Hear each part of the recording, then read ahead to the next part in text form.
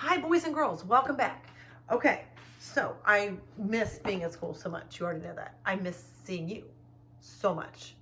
And you know what I miss about not seeing you is I'm not getting to hear you read. That's breaking my heart. But we can still practice reading at home. And if we were at school, we needed to learn one more reading strategy to put in our toolbox. Okay? So we've been using this toolbox since way back in September. All right, we've got one more tool to put in that toolbox that's going to stay in our brain forever. All right, remember, we used the first strategy was look at the picture. That was the first one we did, okay? We know another strategy is to make your mouth say the first sound. Okay, we always do that. Third, we can look for chunks we know in the word. And the fourth strategy is read through to the end of the word. The fifth strategy is the one we're going to work on today. It's called skip it and see what makes sense, okay?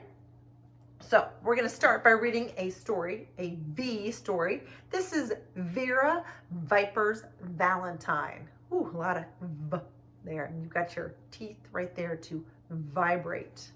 All right, Vera Viper's Valentine. Vera Viper and Victor Viper were best friends. Every Sunday, Vera would visit Victor.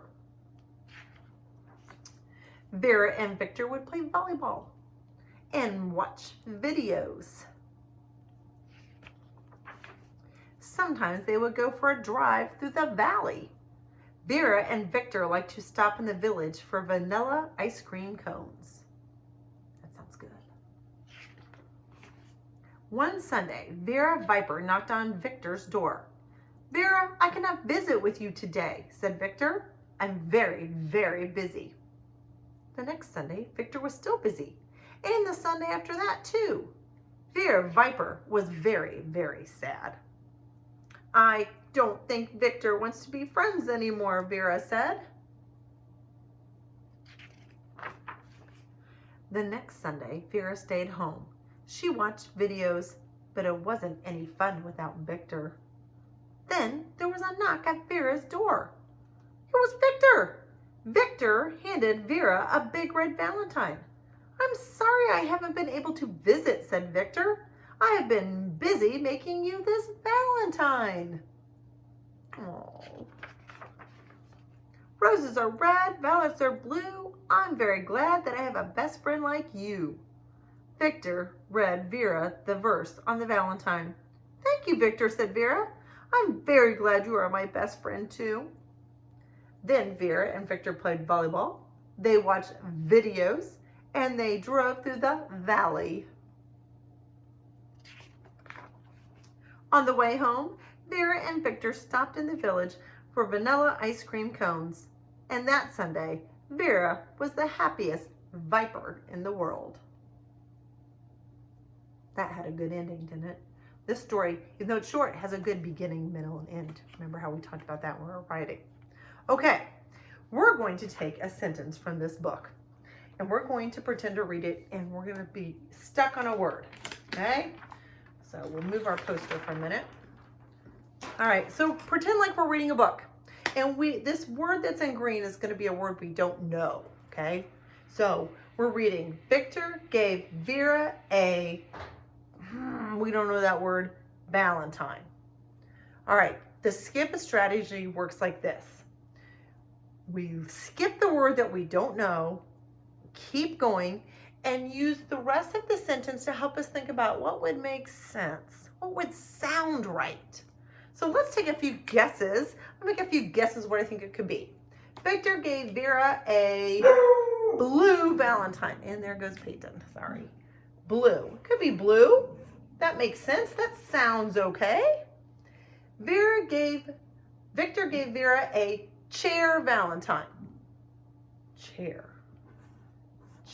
Valentine. Beep, beep, beep, beep, beep. In my head, there's an alarm going off. That does not sound right. A chair Valentine? I don't think it's going to be chair. Victor gave Vera a pink Valentine. Oh yeah, that sounds okay to me. That makes sense. Victor gave Vera a food Valentine. Food, maybe. I don't know. It sounds kind of weird, but not awful. So we'll keep it. Victor gave Vera a swing Valentine. Swing Valentine. Swing. That does not make sense. Swing Valentine. In my head as a reader, I said beep, beep, beep, beep. Does not sound right. All right. So now we're going to use that skip it strategy about what could make sense along with our beginning sound strategy. So let's reveal to you the beginning sound. B, b. Victor gave Vera a B Valentine. Hey, could it be blue? Blue and B. Hey, that makes sense. It sounds right and it has a B. Could be blue. Victor gave Vera a pink Valentine. Even though it sounds right, does that match our beginning sound? Nope. Sorry, it's going to be pink. We already said swing did not make sense. Victor gave Vera a food Valentine. Oh, wait. Food does not have a bus sound, so it cannot be. It could be blue. What else can make sense that has a bus sound? Victor gave Vera a black Valentine. That sounds okay. Victor gave Vera a bed Valentine. That has a buh. Bed Valentine. Beep, beep, beep. That does not make sense. Victor gave Vera a, let's check it out and see what it could be. Victor gave Vera a big Valentine. Does that make sense? Yes. So we skipped the word and thought about things that it could be, and we had to come up with something that sounded right. Okay? All right, that's using the skip it strategy. We're going to practice that today using skipping the words and finding out what makes sense, okay? So you need this paper, the one that looks like this for the week. And you need scissors and some kind of glue or tape. Pause this, go get that. Okay, welcome back.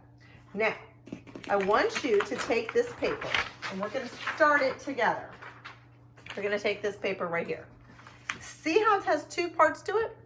The part with the star has words down here. I want you to cut those words out. So pause your video and I want you to go cut these words out in boxes, okay? Just cut it around the boxes, kind of like we do with the letters, but now we're going to do some work like that with words. Okay, so pause and cut.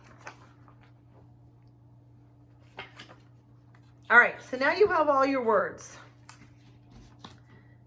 All right, lay them out in front of you. We need to put this sentence together so that it makes sense. We want to make a sentence that makes sense. We're going to have to move our words around until we get them in an order that sounds right. Okay, and then we'll glue them down on a piece of paper. So I'm going to start it with you, and then you're going to finish it and do the other one by yourself. You can glue it on the back of any paper. Okay, it doesn't have to be fancy paper.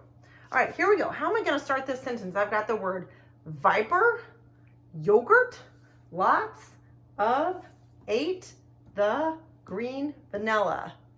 Beep, beep, beep, beep, beep. Not making sense. All right, let's put it in an order that will sound right.